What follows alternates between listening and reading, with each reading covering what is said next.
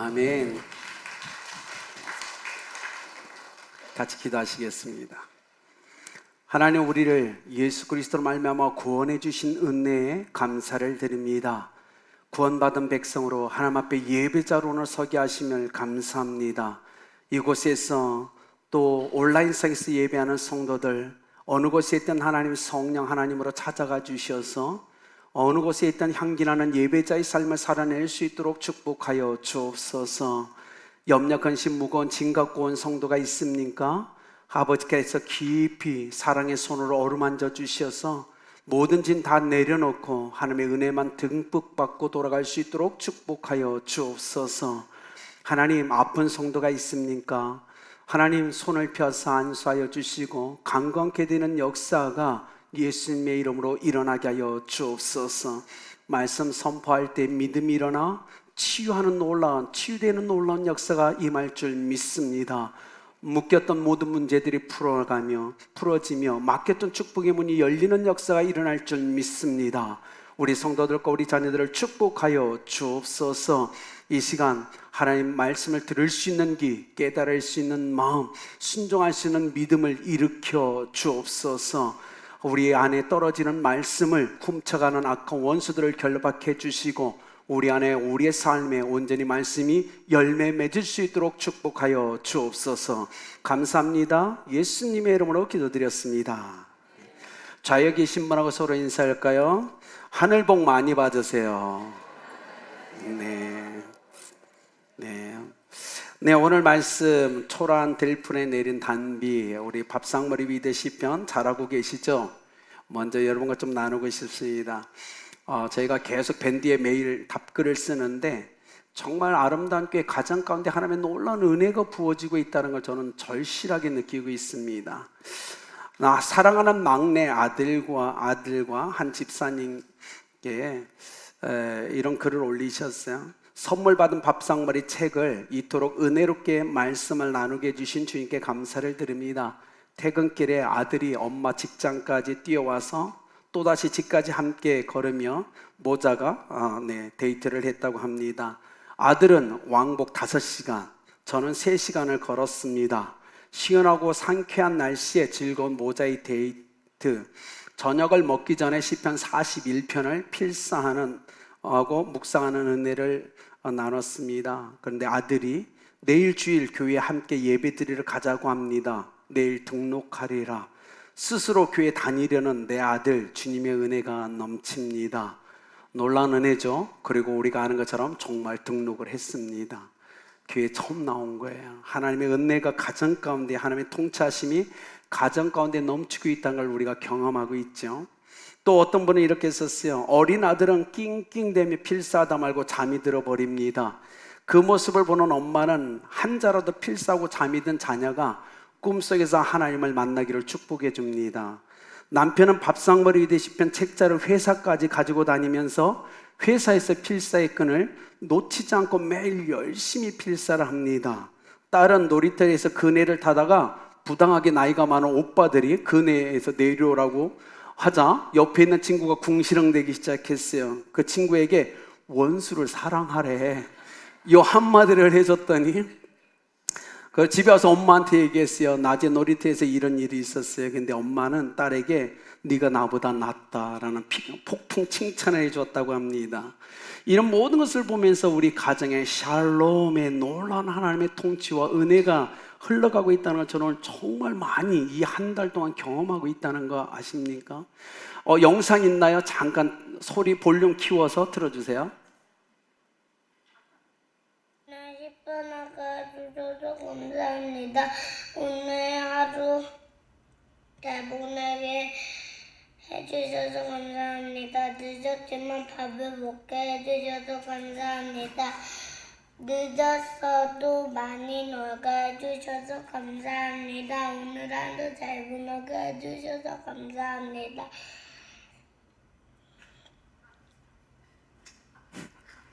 예수님의 이름으로 기도드렸습니다. 아멘. 아멘. 저는 기도를 들으면서 우리가 어린아이 마음으로 돌아가야 되는 거 아닌가. 저 유치부 어린아이가 기도를 하는데 다 감사 기도만 하는 거예요. 처음부터 끝까지. 마지막에 예수님의 이름이 생각이 안 나서 머릿속에서 막 돌아다니며 찾았어요. 그렇지, 이거였구나. 그래서 예수님의 이름으로 기도합니다 했지만 정말 끝까지 기도가 다 감사. 이게 얼마나 하나님 앞에 울림이 되는 기도가 될까요? 그렇죠. 나이가 들을수록 자꾸 달라고 하나님께 우리는 보채잖아요. 근데 저렇게 순수할 때 하나님께 다 감사하는 것 얼마나 감사합니까? 저는 이 밥상머리 위대 시편을 하면서 가정에 하나님의 통치하심이 임하고 있구나, 가정에 샬롬의 은혜가 임하고 있구나, 들풀과 같은 인생에 단비 같은 하나님의 은혜가 임하고 있구나, 이 얼마나 감사한가. 정말 이 한 주간 너무 감사했어요. 3주째 우리가 진행하지만 매일 올라오는 그들의 말씀의 나눔이 너무너무 은혜가 되는 거예요. 특히 우리 자녀들이요, 부모님보다 묵상이 더 깊어요. 생각지 못한 그 고백을 하는데 깜짝깜짝 놀랍니다. 오늘 시편 72편은 아버지 왕이 이젠 자기 왕의 왕좌를 아들에게 넘겨줘야 되는데 그 아들을 보면서 하나님, 내 아들이 이런 왕이 되게 해주십시오라는 기도가 바로 72편의 내용이라는 겁니다. 들풀과 같은 인생을 살아가는 백성에게 왕이 거룩한 단비 같은 통치를 통해서 하나님의 거룩한 은혜와 축복과 샬롬의 은혜가 백성 가운데 임하기를 원해서 아버지가 아들을 위해 기도하는 내용이에요. 놀랍죠? 하나님의 통치하심이 나의 아들인 왕에게 임하게 하여 주십시오. 그래서 그 왕을 통해, 그 아들인 통해 그 하나님의 통치하심이 백성에게 흘러가게 해 주십시오라는 간절한 기도가 담아있죠. 여러분, 오늘 본문을 보십시오. 왕인 자신과 왕이 될 아들을 위해 간절히 기도하는 이 다윗의 이 고백, 여러분 이걸 좀 더 갖고 오면 이런 겁니다. 아버지, 엄마가 하나님을 깊이 만나고 경험하는 그 놀라운 하나님의 통치 가운데 인생을 살아가는 아빠, 엄마의 모습을 자녀들이 보고 자녀들이 하나님의 은혜에 적셔지는 놀라운 축복이 임하는 거예요. 자녀들이 아빠, 엄마를 보니까 하나님의 통치 가운데 인생을 살아가요. 거룩한 샬롬의 은혜 가운데 살아가요. 자녀가 사모하는 겁니다. 나도 엄마, 아빠처럼 이런 하나님의 통치가 임했으면, 하나님 이런 샬롬의 은혜가 임했으면 좋겠다라고 지금 고백하는 이 놀라운 은혜가 72편의 내용입니다. 하나님을 신뢰하는 왕, 그 안에 일어나는 하나님을 신뢰하는 백성들, 하나님을 신뢰하는 아빠와 엄마, 그 밑에서 동일하게 자라는 하나님을 신뢰하는 믿음으로 자라는 아들과 딸을 모습의 영적 원리가 오늘 72편의 내용이라는 겁니다. 아버지가 아들을 위해서 3가지를 오늘 기도합니다. 첫째, 하나님, 우리 아들에게 주의 판단력과 공의를 가르쳐 주십시오라고 기도해요. 여러분, 우리도 그런 기도를 자녀에게 해야 돼요. 주의 공의와 주의 거룩한 정의가 여러분 백성 가운데 가난한 백성을 다스리는 은혜로 흘러가야 된다는 걸 다윗은 알고 있었어요. 즉 하나님의 말씀으로 다스리는 왕이 되게 해주십시오라고 기도하는 거죠. 여러분, 이 시대에 하나님은 어떤 왕으로 일을 하고 있죠? 바로 교회를 통해서 하나님의 거룩한 통치가 우리의 자녀와 이 땅에 살아가는 수많은 믿지 않은 백성에게 흘러가기를 원하는 것이 바로 하나님의 마음이라는 겁니다. 교회를 보십시오. 교회의 머리 되시고 왕 되신 예수 그리스도를 통해서 교회는 끊임없이 세상의 사회 속에 소외된 여성의 인권을 찾아냈고 우리가 업그레이드 시켰어요. 교회는 예수 그리스도가 통치하는 교회로 말미암아 흑인들의 인권을 발견해낸 것이 바로 교회입니다. 노예의 인권을 발견해냈고 장애인의 인권을 발견해내서 하나님의 거룩한 은혜의 통치가 임하게 한 건 바로 교회가 했던 일들이라는 거예요. 그리고 오늘 우리의 삶에도 이 샬롬의 거룩한 통치가 오늘 이 사회 가운데 흘러가야 된다는 겁니다. 가정 가운데 흘러가야 되는 거예요.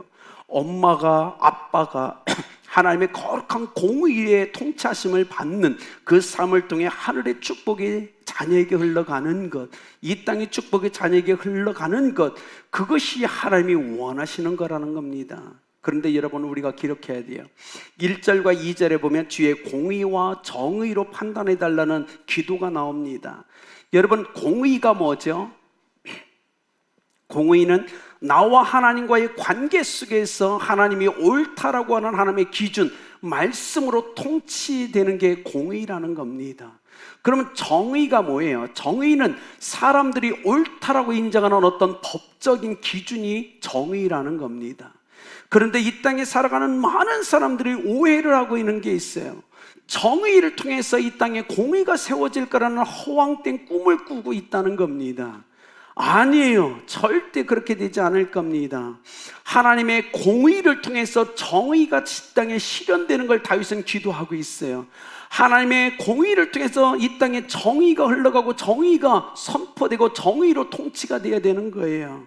그런데 많은 사람들은 세상에 정의를 가지고 하나님의 공의를 세울 수 있다는 착각으로 삶을 살아갑니다. 안 됩니다. 이 땅에 수많은 정치인들이 아무리 정의를 부르짖어도 하나님의 공의가 기초가 되어 있지 않는다면 이 땅에 희망이 없는 겁니다. 부모의 세대가 우리가 어떻게 이제 하나님의 정의와 공법이 물같이 흘러가는 나라와 민족 되게 하십시오라고 아무리 기도해도 하나님의 정의와 그 공의로 말미암아 흘러가는, 공의로 말미암아 먼저 세워서 정의가 흘러가야만이 하나님이 원하는 통치, 하나님의 나라가 세워질 수 있다는 거예요. 그런데 많은 사람들이 자꾸 거꾸로 생각해요. 크리스찬조차도 우리의 생각하는 정의라는 법을 통해서 하나님의 공의가 세워진다고 생각해요. 아닙니다. 우리는 어떻게 기도해야 될까요? 하나님, 나의 아들과 딸이 하나님의 공의를 배우게 하여 주십시오. 하나님, 나의 아들과 딸들이 하나님의 공의를 가지고 세상을 정의롭게 살아가게 해 주십시오. 이것이 왕인 다윗의 기도했던 것처럼 우리의 기도가 되어야 되는 거예요. 끊임없이 기도하십시오. 아버지, 어머니들이요. 하나님, 우리 자녀들이 하나님의 공의로 정의롭게 인생을 살아가게 하십시오라고 기도해 줘야 되는 거예요. 그래야만이 치유와 회복의 역사가 이 세상 가운데 임할 수 있는 거예요. 절대 세상의 기준인 정의를 통해서 하나님의 공의가 세워질 수 없습니다. 그런데 이 땅에 많은 크리스찬 목사님들도 국회의원이 되려고 몸부림치면서 자꾸 정의를 외쳐요. 아니에요. 먼저 그들이 공의 앞에 무릎을 꿇어야 돼요. 철저하게. 우리 그거 경험했잖아요. 여러분, 우리는 우리 자녀들을 위해서 기도해 줍시다. 하나님, 우리 자녀들이 하나님의 공의를 배우게 하여 주십시오. 하나님의 지혜로운 판단력, 그 공의를 가지고 정의롭게 인생을 살아가는 우리 자녀들이 되게 해 주십시오. 그래야만이 한국은 희망이 있기 때문에 그래요. 다윗은 그걸 놓고 기도해요. 영국에서요, 비교 종교 학회가 열렸어요. 전 세계 유명한 종교 지도자들 다 모인 겁니다. 그리고 어느 순간 기독교 차례가 되었어요. 사회자가 이렇게 질문합니다. 기독교의 특징이, 독특한 특징이 뭡니까? 그래서 한 목사님이 이렇게 얘기해요. 바로 성육신과 부활입니다. 그러자 다 종교 사람들이 이렇게 얘기해요. 성육신이라고요? 우리 종교 안에서도요, 사람이 신이 된 역사가 있습니다. 더 하나 얘기해요. 부활이요? 우리 종교도 죽었다가 살아난 사람의 역사는 있습니다. 그러니까 성육신과 부활은 기독교의 독특한 특징은 아닙니다 라고 얘기했어요. 그때 C.S. 루이스가 일어나서 이렇게 얘기합니다. 기독교의 특징을 한마디로 얘기하라면 은혜입니다. 은혜, 하나님의 공의와 사랑이 선포되어 흘러가는 은혜만이 기독교의 유일한 특징입니다. 불교로 보십시오. 고행을 통해서 신의 호의를 받고자 하는 게 불교 아닙니까? 힌두교로 보십시오. 카르마라는 업적과 업보를 쌓아서 신의 호응을 얻는 거, 호의를 받겠다는 게 힌두교가 아닙니까? 이슬람 보십시오. 꾸란의 율법을 지켜서 신의 호의를 얻고자 하는 게 그들의 종교가 아닙니까? 그러나 기독교는 인간의 노력이 아닙니다. 철저한 하나님의 공의, 그 은혜와 그 사랑의 통차심이 임하는 게 기독교의 유일한 특징입니다. 은혜란 받을 자격이 전혀 없는 자들에게 일방적으로 부어주시는 하나님의 사랑입니다. 여러분, 다윗이 그 얘기를 하는 거예요. 하나님, 내 아들이 왕인데, 왕이 될 텐데 은혜로서 통치하게 하여 주십시오. 공의와 사랑으로 백성을 다스리게 하십시오. 그래서 들풀 같은 백성의 삶에 은혜의 단비가 임하게 하여 주십시오. 이것이 첫 번째 기도였어요. 그러면 백성은 어떻게 우리 왕이 이 공의로 말미암아 정의를 실현하는 왕이 될 수 있을까를 어떻게 할 수 있을까요? 하나입니다. 왕이 나라의 가난한 자들을 어떻게 대하는가를 보면 알 수 있다고 다윗은 고백해요. 왜요? 자기가 왕이 되니까 가난한 자, 힘이 없는 자, 사회 속에 소외된 자를 업신여기고 깔보고 무시하면서 불의한 재판을 행하는 것을 보면 우리의 왕이 하나님의 공의를 행하지 않는다는 걸 알 수 있다는 거예요. 그렇지 않을까요? 이 땅의 대통령들을 보십시오. 강한 자, 돈 있는 자 편에 서지 않습니까? 왜 동일한 법인데 돈이 없는 자가 범죄를 지면 그렇게 빠르게 재판을 해요? 그런데 돈 있는 사람들은 질질 거면서 나중에 무혐의를 내리잖아요. 공의와 정의가 하나도 없잖아요. 그래서 다윗은 자신의 뒤를 이을 왕이 될 솔로몬을 향하여 이렇게 기도합니다. 하나님, 내 아들 솔로몬이 하나님 앞에 지혜로운 판단력과 공의를 배우게 하십시오. 그래서 정의롭게 백성을 다스리게 해주십시오. 어떻게요? 네, 가난한 백성이 없는 나라를 세우게 하십시오. 이게 그의 기도였어요. 그러려면 어떻게 해요? 철저하게 솔로몬은 하나님의 통치 가운데 들어가야 됩니다. 하나님을 두렵고 하나님을 두려움으로 떠는 왕이라면 가난한 자들을 함부로 대할 수 있을까요? 아닙니다. 하나님이 바라보고 있는데요. 이것이 다윗의 마음이었어요. 내 아들이 하나님 앞에 공의로 가지고 정의롭게 세상을 통치하는 것을 하나님 보게 하여 주십시오. 그렇다면 내 아들이 가난한 자를 업신여기고 무시하지 않고 깔보지 않는 왕이 되어야 될 겁니다. 이것이 첫 번째 기도였어요. 여러분, 우리 자녀가 어떻게 인생을 살아가기를 원합니까? 하나님으로부터 공의를 받고 정의롭게 살아가는 것. 그 삶은 내 자녀들이 사회의 연약한 자, 힘없는 자, 사회에서 소외된 자들을 향하여 어떤 삶을 살아가는지를 보면 된다고 다윗은 얘기하는 거예요. 불쌍히 여기는 마음, 긍휼히 여기는 마음, 돕고자 하는 마음. 그래서 그들에게서 그들 눈앞에 가난한 자들이 없어지는 그 삶을 다윗은 기도하고 있어요. 여러분, 우리의 자녀들의 삶이 정의롭게 인생을 살아가도록 기도해 줍시다. 하나님께 공의를 받고 그 공의 가운데 정의롭게 세상을 판단하며 살아가는 여러분의 자녀가 되길 예수님의 이름으로 축복합니다. 두 번째는 이거예요. 하나님, 내 아들이 이 땅의 왕으로서 생존하는 동안 그의 통치로 말미암아 들풀 같은 백성들의 삶에 생명력과 활력이 넘치게 하여 주십시오. 이게 두 번째 기도였어요. 16절에 산꼭대기의 땅에도 곡식이 풍성하고 그것의 열매가 레바논같이 흔들리며 성에 있는 자가 땅에 풀같이 왕성하리로다. 엄청난 생명력의 축복. 여러분 생각해 보세요. 산꼭대기에서 곡식이 풍성하게 열려요? 등산 다 하셨죠? 아차산만 가보십시오. 뭐예요? 등산에 전부 벌거벗은 큰 바위밖에 없어요. 그렇잖아요. 이끼, 작은 풀, 작은 나무밖에 없잖아요. 거기에 어떻게 풍성한 곡식이 열립니까? 이것은 하나님의 은혜가 임한 거예요. 왕이 하나님의 공의를 가지고 정의롭게 판단하며 이 백성들을 다스리니까 하나님의 은혜가 그것 가운데 넘치게 열렸어요. 넘치게 은혜가 임한 겁니다. 이것이 바로 다윗이 원하는 거예요. 하나님의 복이 어디까지? 산 꼭대기까지 풍성하게 맺어지는 역사를 허락해 주십시오. 그러려면 어떻게 해야 돼요? 왕인 나의 아들이 하나님의 통치하심으로 세상을 통치해야 된다는 거예요. 백성은 그걸 소망하고 있죠. 그런데 그렇게 통치할 수 있는 비결이 15절이에요. 사람들이 그를 위하여 항상 기도했기 때문이라고 얘기합니다.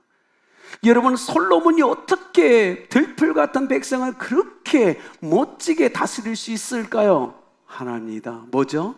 바로 백성이 왕을 위해 기도했다는 거예요.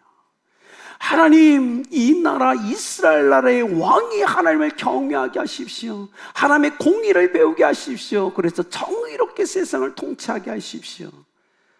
그리고 솔로몬 왕은 하나님께 엎드려, 하나님, 이 나라 이 백성이 하나님의 공의를 배우고 정의롭게 통치하는 저를 통해서 가난한 자들이 사라지는, 생명력 넘치고 축복이 넘치는 나라가 되게 하십시오. 이것이 바로 솔로몬의 기도였고, 백성과 왕의 기도를 드신 하나님은 오케이, 내가 응답해 줄게라는 응답의 은혜를 베푸사 하나님이 통치하는 거룩한 나라가 세워지는 겁니다.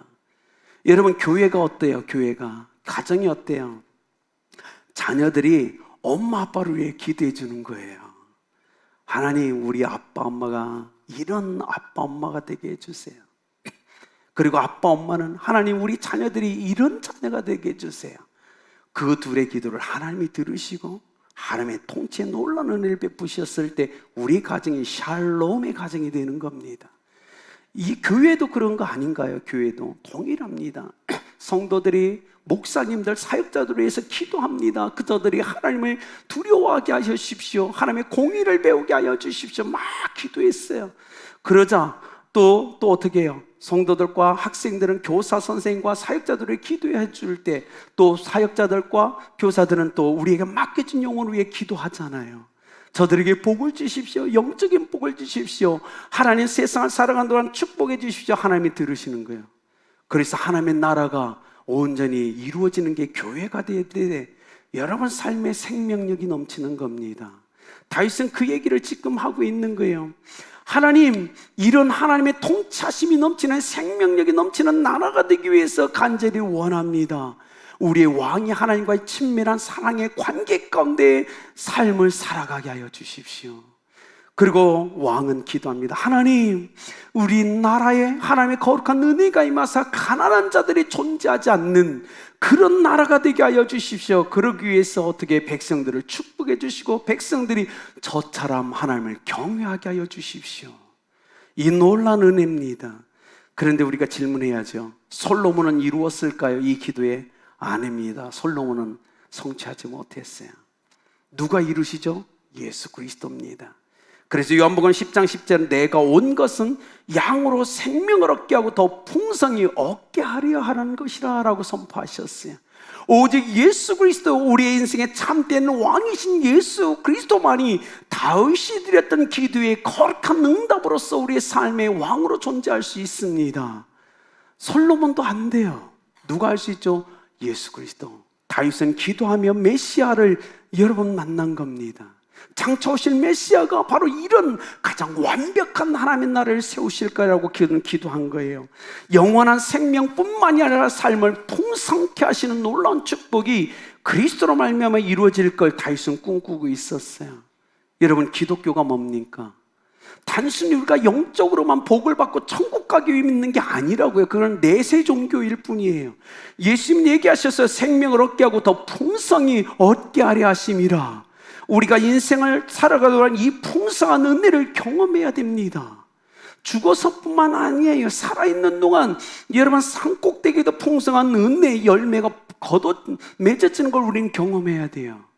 그걸 위해서 어떻게 하겠습니까? 자녀들 위해 기도해 주십시오.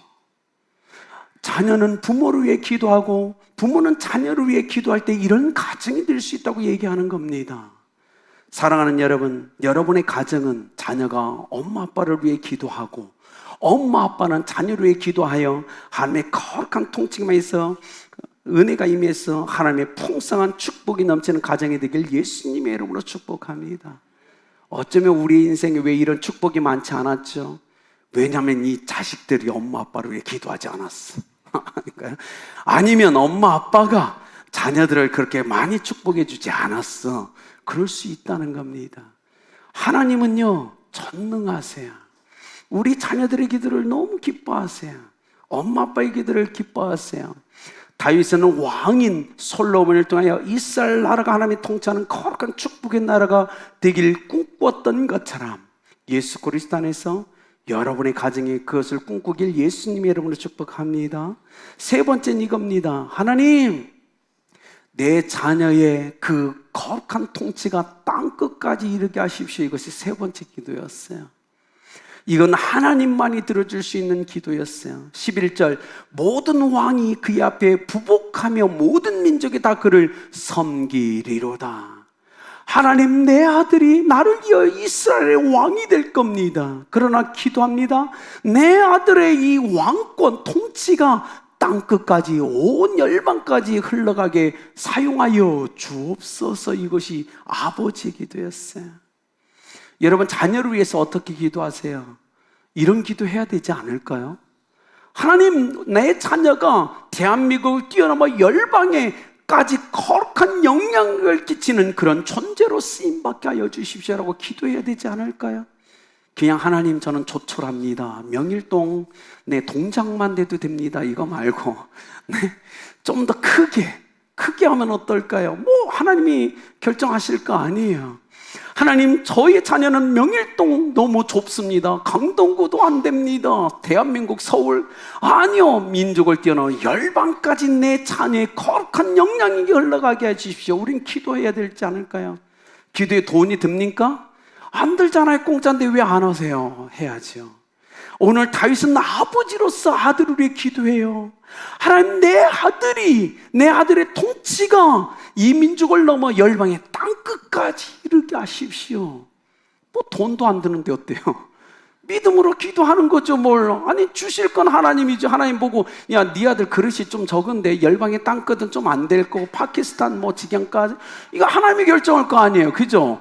그 대신 입을 크게 열라 내가 채우리라 얘기했으니 자녀를 위해서 크게 열어야 될 거 아닙니까? 다윗은 그걸 신뢰하고 있는 거예요. 하나님, 입 크게 열라고 했어요. 내 아들의 통치가 땅끝 열방 가운데 임하고 열방의 왕들이 다 부복하는 역사를 일으켜 주십시오. 손해볼 게 뭐가 있어요? 이게 그래서 놀라운 은혜가 그 가정 가운데 임하잖아요. 하나님의 다스리는 그 샬롬의 은혜가 내 아들을 통하여 땅끝까지 흘러가게 하십시오. 하나님, 내 아들과 딸들을 통해서 하나님이 공의의 그 놀라운 은혜가 땅끝까지 이르게 하여 주십시오. 여러분, 이게 얼마나 멋진 기도입니까? 다윗은 지금 세 번째로 그 기도를 했어요. 이 세 가지를 통해서 다윗이 원하는 것, 하나님 샬롬이 넘치는 가정과 나라, 백성이 되게 하여 주십시오. 이것이 기도였죠. 사랑하는 여러분, 자기만 잘 되기를 원하는 마음이 뭐예요? 욕망이라고 얘기하죠. 다른 사람이 잘 되기를 원하는, 이웃도 잘 되기를 원하는 게 뭐예요? 사랑이라고 얘기해요. 근데 나만 잘 되기를 원하는 이 욕망이 실현되기 위해서는 타인의 희생이 필요합니다. 그러나 이웃이 잘 되기를 원하는 그 삶을 위해서는 나의 희생이 필요한 거 아닙니까? 이 삶을 예수 그리스도는 정확히 살아내셨잖아요. 그리고 오늘 다윗은 자신의 아들이 바로 이 삶을 살아내기를 간절히 소망하고 있다는 겁니다. 아름다운 교회가 바로 이 삶을 살아내시길 예수님의 이름으로 축복합니다. 19절에 그 얘기죠. 그 영화로운 이름을 영원히 찬송할지어다. 온 땅에 그의 영광이 충만할지어다. 아멘, 아멘. 여러분의 시간이 지난 다음에 여러분의 자녀의 거룩한 영향력이 땅끝까지 이르렀을 때 우리도 이런 찬양을 하나님께 들리면 어떨까요? 아니, 다윗은 아직 이루어지지 않았지만 그 영화로운 이름을 영원히 찬송할지어다. 온 땅에 그의 영광이 충만할지어다. 누굴 통해? 내 아들을 통해. 이거예요. 지금 다윗은 하나님, 내 아들을 통해서 이 하나님의 영광이 드러나게 하십시오. 어디까지? 땅끝까지요. 이 엄청난 선포인 거예요. 여러분의 아들과 딸을 통해요, 땅끝에서 하나님을 찬양하는, 하나님께 영광 돌리는 놀라운 역사가 일어나길 예수님의 이름으로 축복합니다. 이 놀라운 비전을 선포하고 있죠. 여러분, 이사야 선지자가요, 이사야서 전체를 딱 한 문장으로 정리합니다. 복음이란 무엇인가? 하나님이 통치하신다. 이것이 복음이다라고 이사야 선지자는 선포했어요. 영국의 C.S. 루이스가 얘기합니다. 인생에서 단 하나 꼭 필요한 것은 하나님의 통치 아래에 사는 것이다 라고 얘기했어요. 여러분은 예수 그리스도를 왕으로 모신 분입니다. 예수 그리스도가 우리의 왕이십니다. 그렇다면 여러분, 남은 인생 어떻게 인생을 살아가겠습니까? 시편의 마지막 세 번째 교훈, 하나님을 신뢰하라.